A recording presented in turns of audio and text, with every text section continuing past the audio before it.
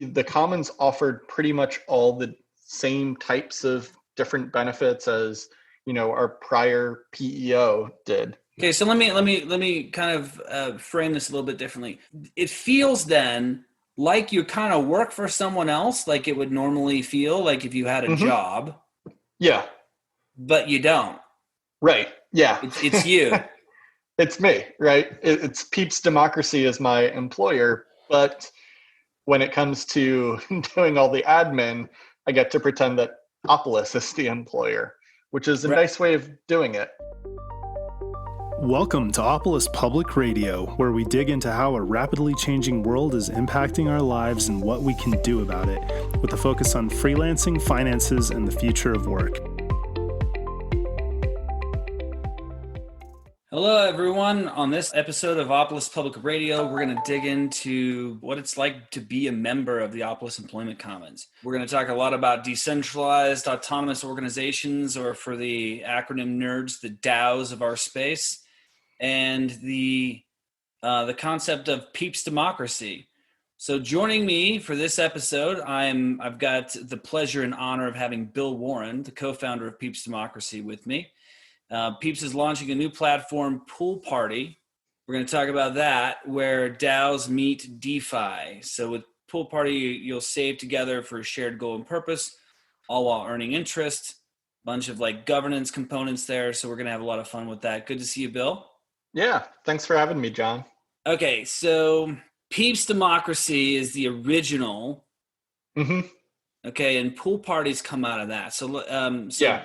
Being the co-founder of Peeps Democracy, why don't we start with that? So before your days of Peeps, you were well, we refer to you as a recovering attorney, I think we've agreed. Yep, that's right.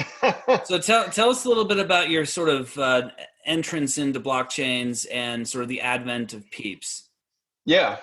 So kind of like most people in this world, I'd heard of Bitcoin, and started reading about it while I was in law school several years ago, but Bitcoin wasn't compelling to me at all. Why not? So just because it was like a digital form of gold. So I was like, okay, that's... You don't like gold? I'm not a gold guy, to be honest. I'm not, it's like, all right, this is just another commodity that people can trade and store wealth in. Like, good for them. But it was reading the Ethereum white paper in 2015 where I was like, okay, now blockchain is interesting because it's not just like digital gold that we can send from one person to another. It's any asset that we can program rules into and then have other rules for transferring it between people. And I was like, this is really going to be what revolutionizes the financial system and governance and all of that. Okay, so when you first read the white paper in 2015, are you telling me that you actually understood it? I mean, I got the concept of what the smart contracts were and saw the beginnings of something like this is really going to revolutionize how we do finance for sure. Because I was kind of towards the end of law school and really kind of like a governance and technology and finance nerd. And so it was the first time where somebody had talked about blockchain, but in a way that it touched my world and was doing something potentially cool for my world. You were out of the curve because when I first read it, I also read it I think I actually saw it in 2014. Yeah. There was an earlier version. Yeah. Well, I interestingly, I had met Vitalik's father at an executives retreat thing in early 2014. And then we had kind of stayed friends. And I think I got the first copy of it, or the first copy that I saw was sometime late in 2014. And I'll be honest, if I look back at my comprehension of all things sort of blockchain Web3, I didn't get it. I thought, well, I just didn't get it.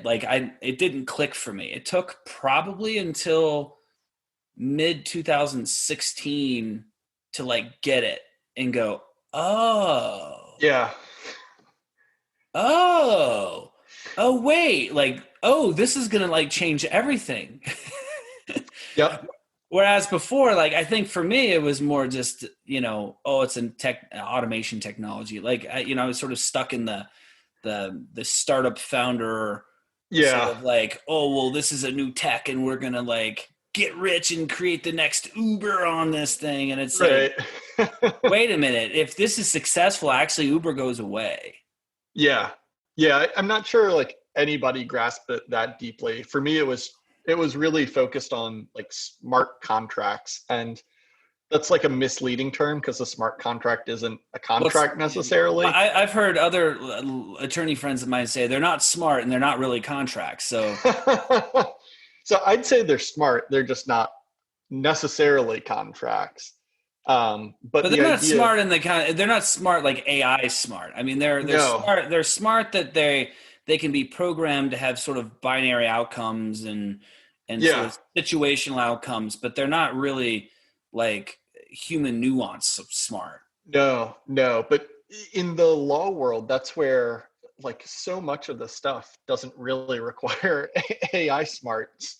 And a lot of times, especially for big corporations, which, I worked with quite a bit, there are people whose job it is just to like read these contracts that sit in a drawer and go, all right, this month we've got to pay this person this amount. And the fact that like now we're talking Ethereum and blockchain, that this could all be done and both parties could see the code online and see how that money was being programmed and like program and conditions to it. Like for the law world and the contract world, that was just like the game changer of like, if people use this, it creates a level of transparency that like, well, even accountability, even like, I mean, it really, I mean, if you want to talk about human frailties in law, right? And paying or not paying obligations and simplifying, I guess, the notion of becoming trustless, where like, I don't have to trust you to be able to pay, right? Whatever it is that you've obligated to pay, that the contract actually acts as that non-human intermediary that is trustless. It doesn't need the permission from either party to do its job. It just does it. Yeah, exactly. Right. Yeah. And that's really exciting. So you were in law school when you first heard about this? Yeah, I was like at the end of law school. So I knew I was going to a big firm after that to do kind of like law and tech stuff. Yeah. But kind of like hearing about it and getting interested, I like tried to teach myself Solidity on the side and like followed the world. And then when I met Aaron Wright from Open Law, we started, talking about what became Peeps Democracy, since he had been really thinking about like blockchain and politics for a while. And that's shout out to Aaron, by the way. Aaron, a trailblazer in a lot of respects in the legal world of blockchains and whatnot. So so that's where like the more we started talking about it, the more it was like, all right, this is worth leaving my highly overpaid law job to like go do and explore. And out of that, Peeps Democracy was born. So so it's worthwhile to leave your overpaid law job. What motivates you then? Like what's your driving factor? Because like, it's an interesting thing. All the different characters that I meet in the blockchain and Web3 space are very different than the characters that I've met in the tech startup space, right? Yeah. Like it's, not that there aren't maybe some Venn diagram overlaps or something, but like it's not generally the same persona. And I'm always really interested to know more about like why, right? Like what's your motivation? Like what's the thing that would cause a person to do that, right? Because like you could be stacking cash and buying Bitcoin and doing whatever you want, right? But instead you're choosing to sort of like go down this path. So tell us about that. Yeah. So for me, it was like a combo of wanting to do something that created a net benefit for the world. Like as a lawyer advising startups and doing like tech deals, a lot of times I was moving money between like relatively wealthy, privileged people already.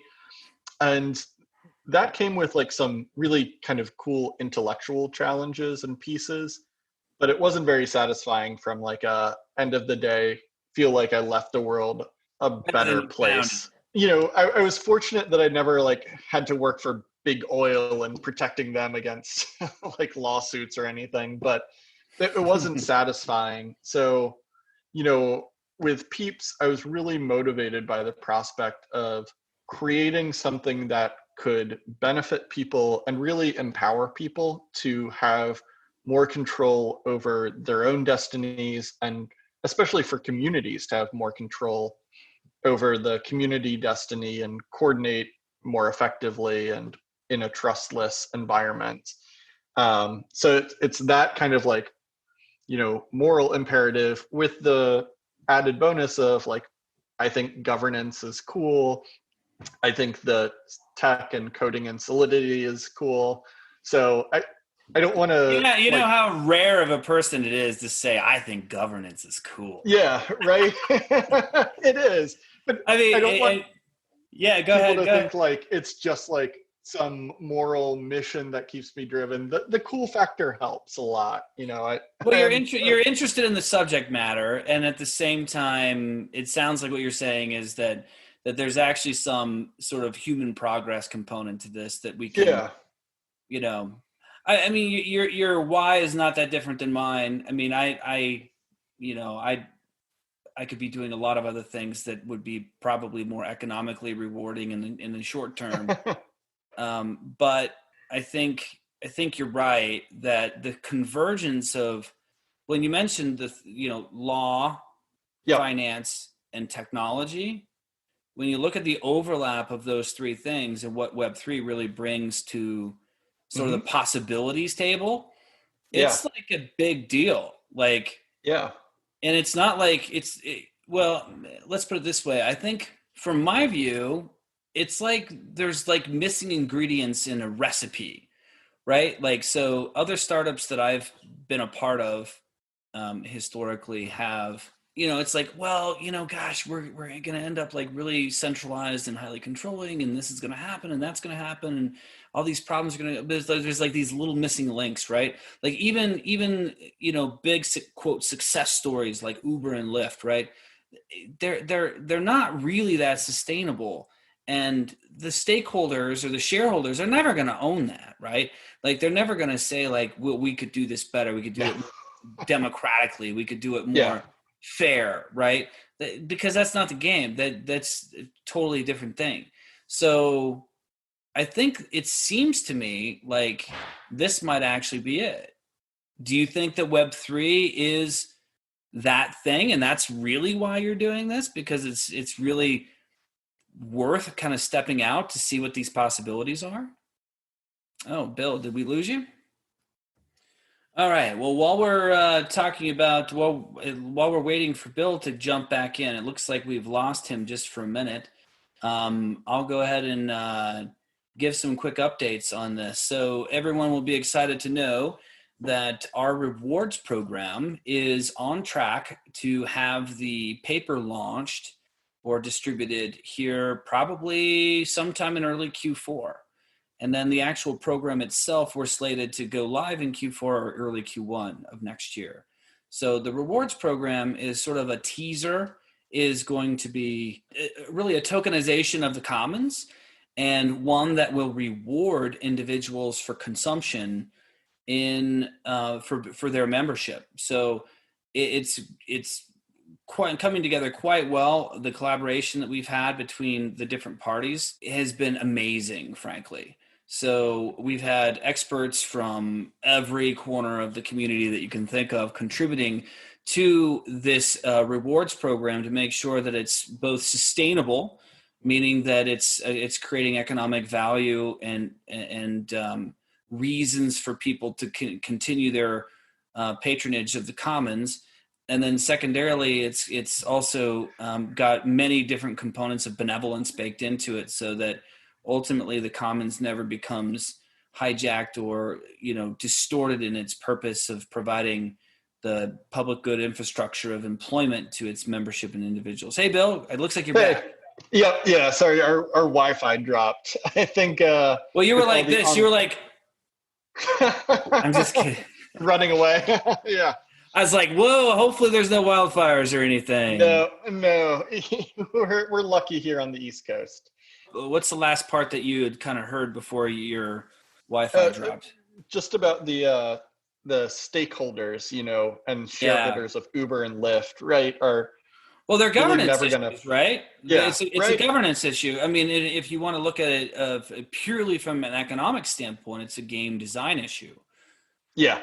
Right? Because they just don't have the incentives to really care about anything else aside from what their economic interests are. And they're going to make the operational and economic decisions that benefit the shareholders, which is actually legally required anyway. So it's a really interesting, capitalism as a modern sport is a really interesting thing to unpack, because, everybody decries it for being evil. And when I look at it, I just say, well, it's just doing what it's designed to do. Yeah. And I think, the highly shareholder focused capitalism that really came about since the 70s is like the particular problem. And that's what's so cool about tokenization and some of the experiments we're seeing now in the DAO space. It's like we can, with Web3, really expand to a true stakeholder capitalism where it's not like a B Corp that's still investor focused, but we'll also think about doing good, right?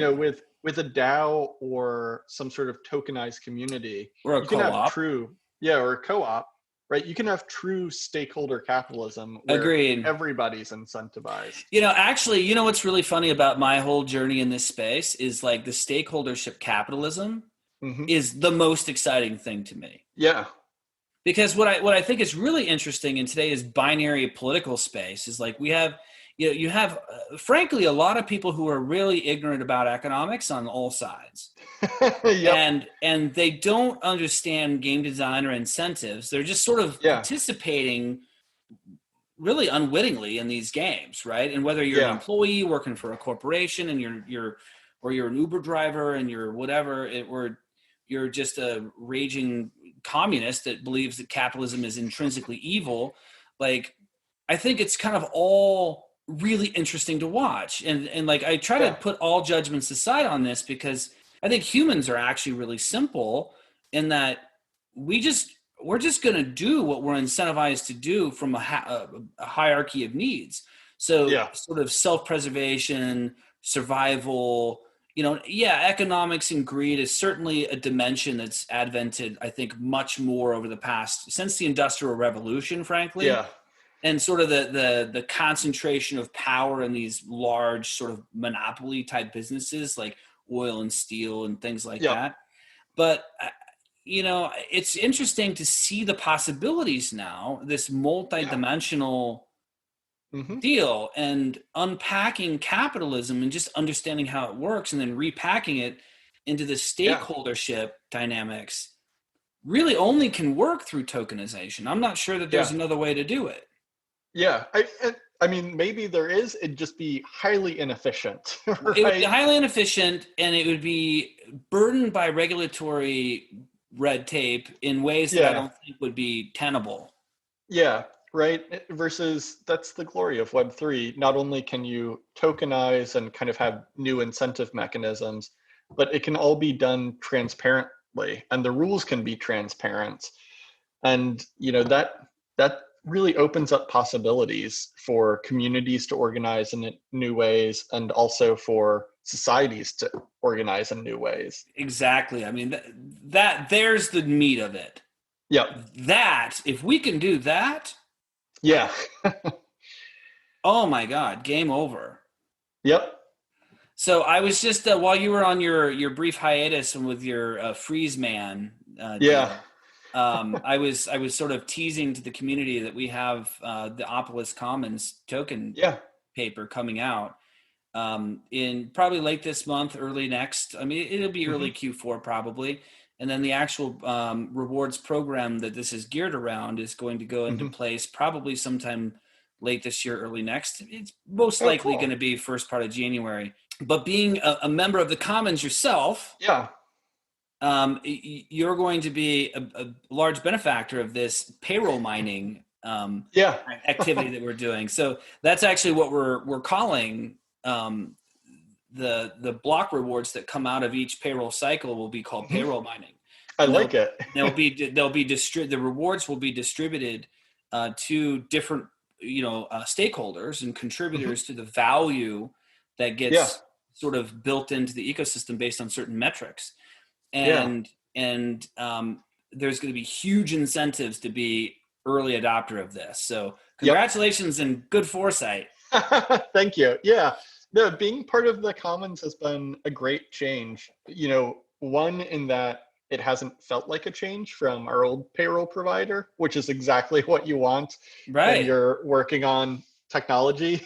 You don't want to be thinking about your payroll all the time. But it's also been cool to be part of the community. I think, it's Opolis and the Commons is just another good example of like how Web3 and the Ethereum space especially is just like very community focused.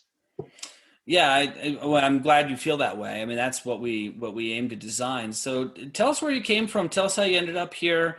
You kind of did your thing in law school, and then you ended up at Consensus, and then tell us about the advent of Peeps, and then sort of how you made your way to the Commons. Yeah.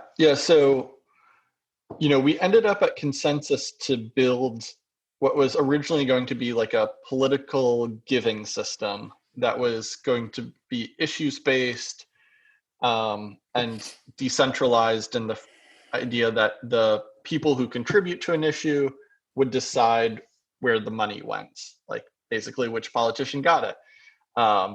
It's a DAO or a bunch of little DAOs. Right. What we figured out was, given the craziness of all of this political cycle and where the Web3 community is, where the Web2 community is, DAOs for giving to politicians didn't work. So we kind of quickly went back to the drawing board and said, while DAOs don't seem to be working for giving to politicians like we originally hoped, there is kind of the rebirth of DAOs when it comes to issues or goal-based communities. And so we quickly built a product called Peeps DAO, which was just a DAO launcher focused on nonprofits and political orgs and movements, and have been running that it launched in maybe like late March, early April, and has been much more successful than our original plans. That's good. Yeah. And then with Peeps DAO, the couple things that we kept on hearing from people was, well, it'd be really great if we could do this in a more goal-based way, because, people are used to the Kickstarter, Patreon model. Like, people get it. And we'd love for our DAOs to be a little bit more like that. And then the other thing that we started thinking about seeing kind of DeFi pick up was, a lot of these DAOs, as they become successful, start sitting on a ton of money.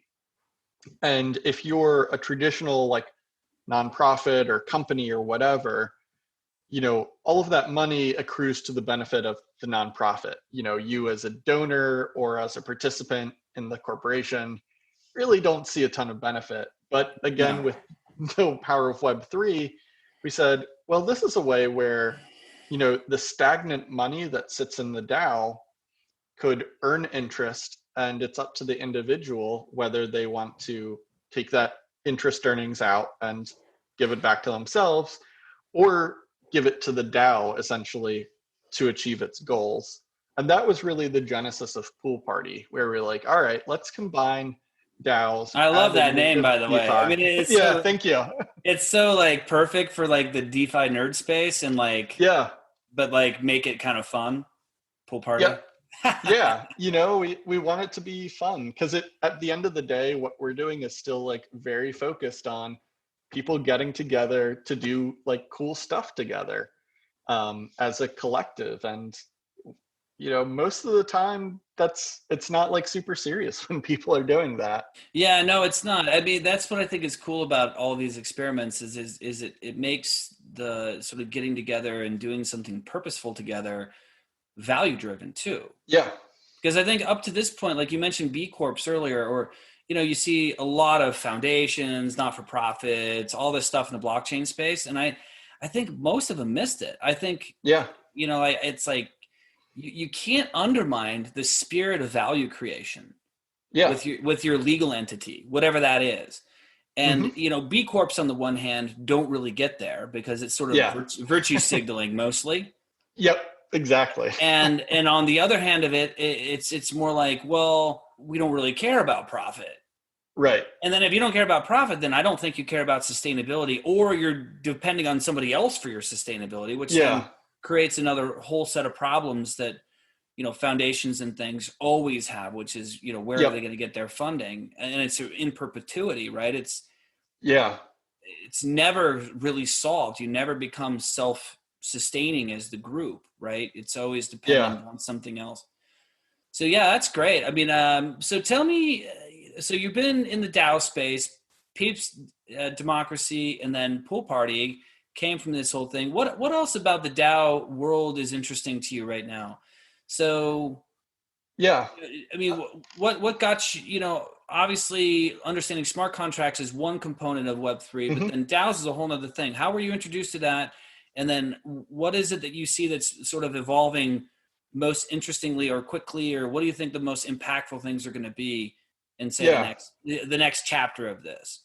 Yeah. So, I mean, Peeps Democracy, when we first started at Consensus, we were still in kind of like the DAO hangover period where, Aragon and DAO Stack existed, but nobody was really talking about DAOs because I remember. Happened. Yeah. Well, the DAO had a really bad stigma from the smart contract hack of the DAO. Yep. Right. And so DAOs were like, oh, we're not doing any more of those. Yeah. Right. We that's why we were originally calling it like voting, but to move money.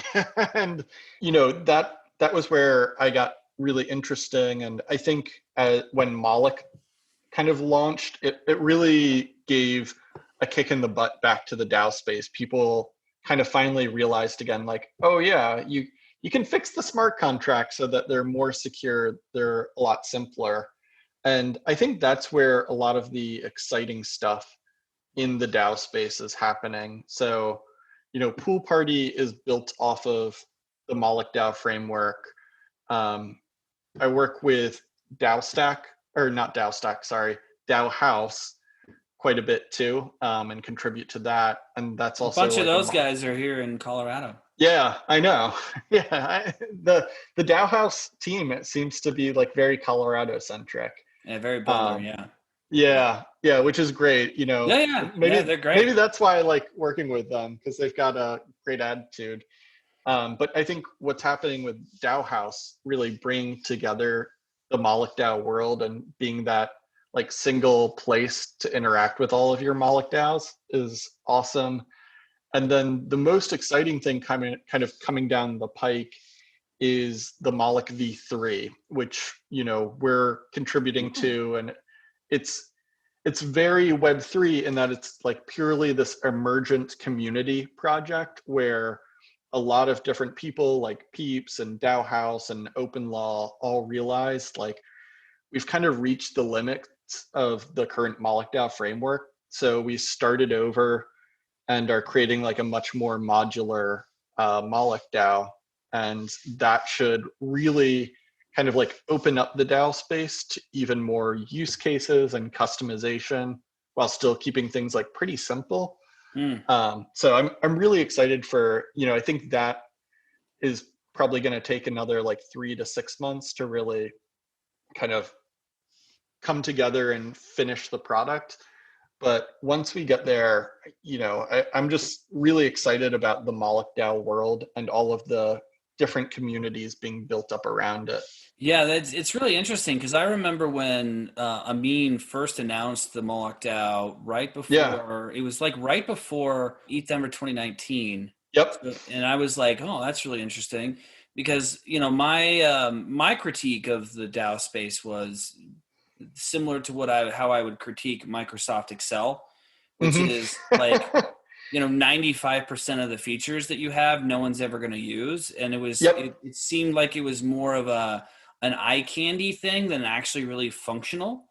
Yeah. And over-engineered, right? So like, look, that's all really cool, but like, who actually uses this? And the answer is nobody really. And outside of Web3 nerds, like literally no one. So okay, like how do we make this more friendly to kind of move into this sort of regular world space and like make it actually adoptable for average people and usable? Like that's a big, I mean, we've been talking about, you know, usability for years and years and years in the blockchain space. So this isn't new, but it seems like that's sort of, and I hadn't even heard of Moloch V3. I mean, I've been sort of with my head in the sand with COVID and some of this, but like, that's great. I mean, the usability and modularity, like where you can actually grab like, hey, a little bit of this, a little bit of that, don't need that, don't need that, don't need that, don't need that, don't need that. But like, here's we need,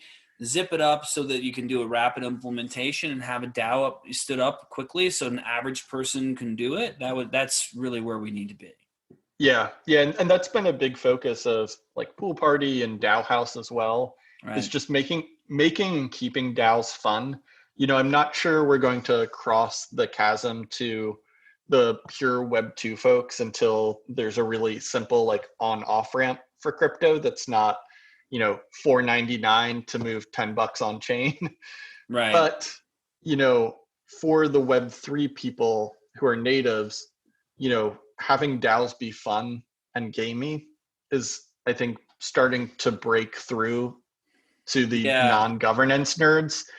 And with PoolParty, one of our hopes is because we're adding some DeFi and, you know, we're also thinking about a rewards token, you know, we're adding even more of that gamey element to DAOs so that there's one, no opportunity cost because you're earning interest on everything you put in a DAO.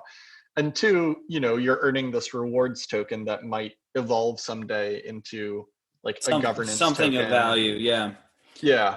My prediction for this is if we are successful in sort of reorganizing capitalism, it's going to be because people play it because it feels like a game.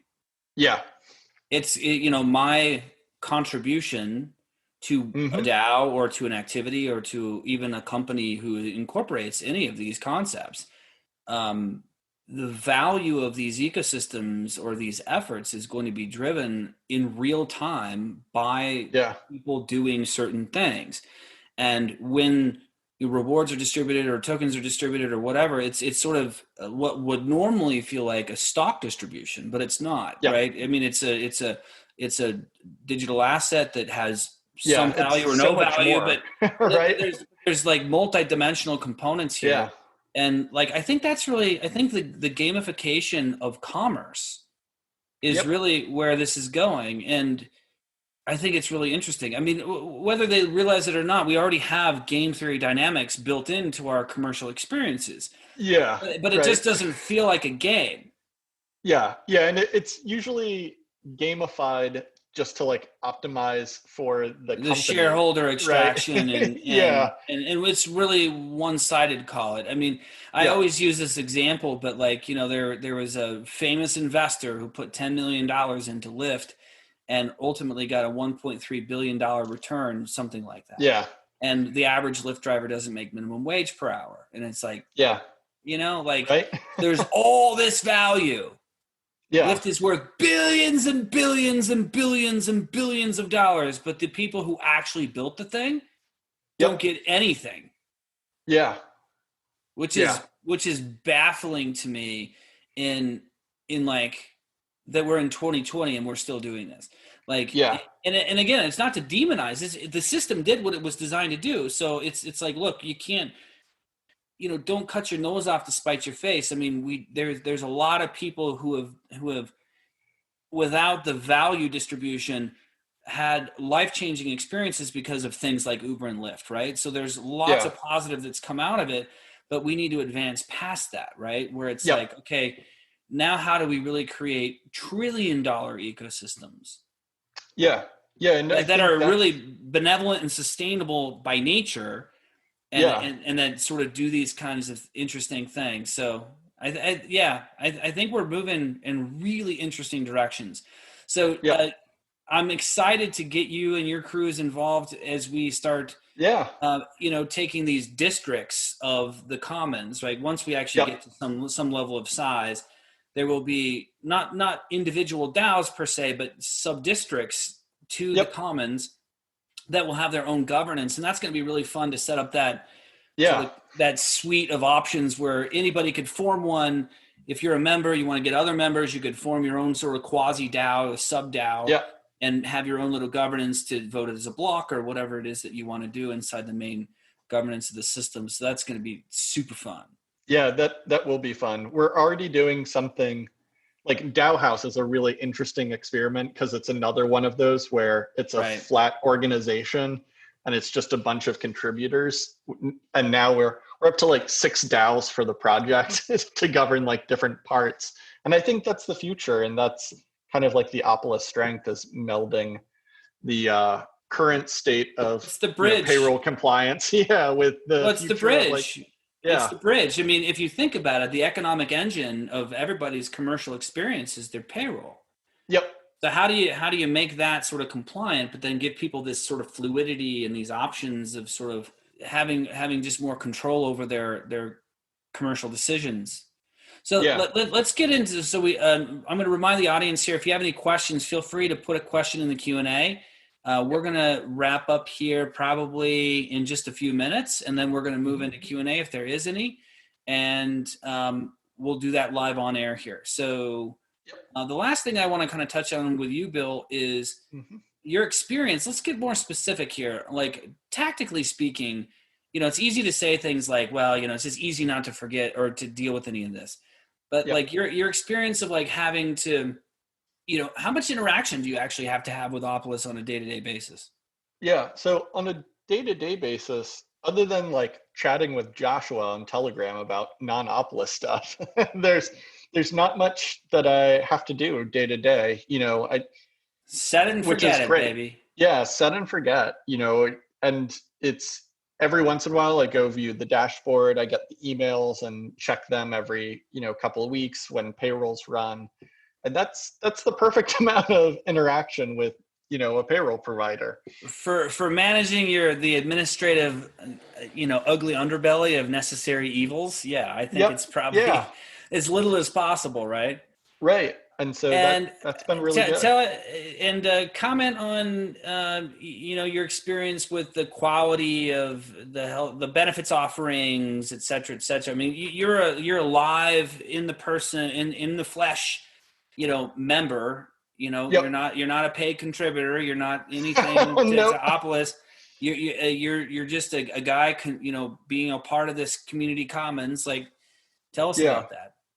Yeah. So for the health benefits, my wife works for a health tech company that offers insane benefits. So that's where I go for her. So you got the health benefits through her. But then the payroll and everything else is... Yep, the payroll's through Opolis. I also have like the life insurance and some of those other benefits that we don't like to think about. Usually because they're like something bad happened to you. Right. But that was like really easy to set up and, make the selection and again, like set it and forget it. I mean, was there anything that we didn't offer that you would have hoped that we would have, or that the commons would have? Comprehensive. Nope. Yeah, it was very comprehensive. I think the commons offered pretty much all the same types of different benefits as, our prior PEO did. Okay. So let me kind of frame this a little bit differently. It feels then like you kind of work for someone else, like it would normally feel like if you had a job. Yeah. But you don't. Right. Yeah. It's you. It's me, right? It's Peeps Democracy as my employer, but when it comes to doing all the admin, I get to pretend that Opolis is the employer, which is a nice way of doing it, you know. Well, it's a shared services stack, right? So like the idea is to not have some, you know, centralized third party with some other interests, right? Right. Yep. Aside from just providing infrastructural support for individuals in the world of employment. Like I lovingly refer to it as a quasi public utility infrastructure for employment, right? Like that's right. Yeah, but it's also going to distribute value back to its contributors, right? So it's not a not-for-profit, which is why I say it's quasi public utility infrastructure. Yep. Because it is a for-profit deal, except that it's for the profit of the membership. Yep. Yeah. I mean, it's like a much more cooperative capitalism type setup. And that's really cool. And an added benefit for anybody looking for, you know, a payroll provider solution, especially if you're a small company or an independent person. Because like there are other places where you could just kind of set it and forget it, but you're not gonna, there's no tokenization coming down the pipeline for those for sure. You're certainly never going to share in their, you know, the aggregate value creation of their ecosystem. You know, no, that's definitely not happening. Yeah. That's like a hard pass. No, that's yeah. Well, great. That's fabulous. So, what's next for PoolParty, or what are the goals? How can we help? Yeah. So PoolParty is launching as soon as possible. Probably reasonably next week, we'll have our alpha up on mainnet. Might be the week after if I run into a bug or something, but you know, we're just cleaning up the front end and making sure it looks pretty and works well at the moment. And then from there, you know, we're focused on two big things for PoolParty. One is reducing gas costs because we want people to be able to use it easily. Yeah, right now it's pretty tough. Yeah, and the other thing is, you know, just making it easier in terms of UI for cross-contract and cross-platform cooperation and iteration. You know, like too much DAOs have operated in kind of like their own little DAO bubble. They're a little vacuum, and they're not interoperable.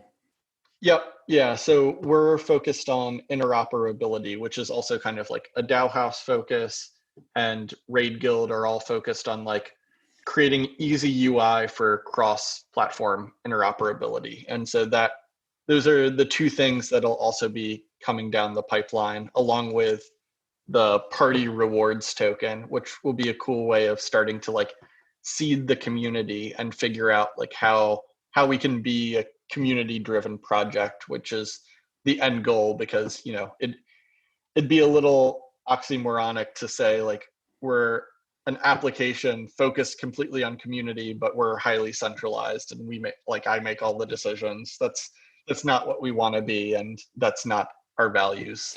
Yeah, I understand that too. I mean, with the commons, we sort of run into that every now and again. Yeah. We've set some thresholds for sort of the decentralization of decision making, based on sustainability and numbers and things. Because if you do it too early, you know, a crowd of disparate views is not going to make any decisions that are going to really help advance anything. So. It's a tricky thing, but good luck with that. I'm going to put out another. We're also focused on progressive decentralization. That's definitely the way. I remember talking to Joe Lubin back in 2017, and he had told me, he's like, you know, hey, we just really focus on full DApp, you know, projects, you know. And this was sort of their way of telling us that we weren't going to be doing a spoke thing, which, you know, in hindsight, I think was really good for us to not do it, but. You know, I admire a lot of the work that they did and a lot of the experimentation they did, because I think it led us, even him, to a place where it's like, well, this full DApp thing, I don't think really works right out the gate, right? Yeah, that's right. We've got to do something a little bit more sort of progressive. So the decentralization quotient and like all these other things that are kind of popping around. Yeah, I think it's the right strategy. I think without the sort of the orbital sort of inertia where you can kind of get out into the stratosphere. Without that, that's right. I don't think anybody can do it without being centralized, right? In some fashion. Yeah. You need kind of like that early centralization to push you towards decentralization. Otherwise, you're right. Like the orbital escape is the right it doesn't work. Analogy. Well, but the one thing that I really urge people to think about though is like the traditional centralized early incubation. When they look for money, it's challenging because they go to the centralized VCs who then have their own agenda. And then sort of the benevolence of the thing sort of gets messed up a little bit. That is. So I think that's the trick. You know, how do you maintain early stage centralization, but also the benevolence, right? Yeah. And then as you grow, making sure that benevolence stays in place is really the key. And that's where we found help in the legal framework. Yeah. And not B Corp. Like originally I thought that, but then as you get into it, it's like, it doesn't work. No, it doesn't. B Corps are well-intentioned, but not much more. Very well-intentioned, and I think they're great for maybe even ESOPs or something that have like, you know, some decentralization to them. And some virtue signaling needs, you know, where they really want to be, you know, sort of signaling their business is about some particular goal. Yeah. But I think in the end, it sort of falls a little bit short. So one last call, final call for Q&A for questions for Bill and I. And I'm just going to keep talking and see if anything pops in here. If not, then we'll go ahead and sign off here in just a minute. Is there anything else that's on your mind? Anything that sort of perked your interest recently? Anything else? I mean, outside of the DAO space and the, you know, sort of Peeps Democracy world? Yeah. So I think the one thing that I should mention, and given all like the DeFi hype right now, is, you know, we're definitely focused on doing a much more kind of like responsible DeFi. Good you know, that's why it's, you know, put your money into a PoolParty. It's goal focused. It's not about just earning interest or arbitraging. Right. Yeah. You know, if you really want to do like a DeFi investment club with the PoolParty, that's a great use case, but you know, it'll at least be very community driven. And, you know, I think, and I hope that the DeFi space will get a little bit more responsible and focus on creating real value. Rather than, you know, we're kind of the crazy experiments that have, you know, appealing food names.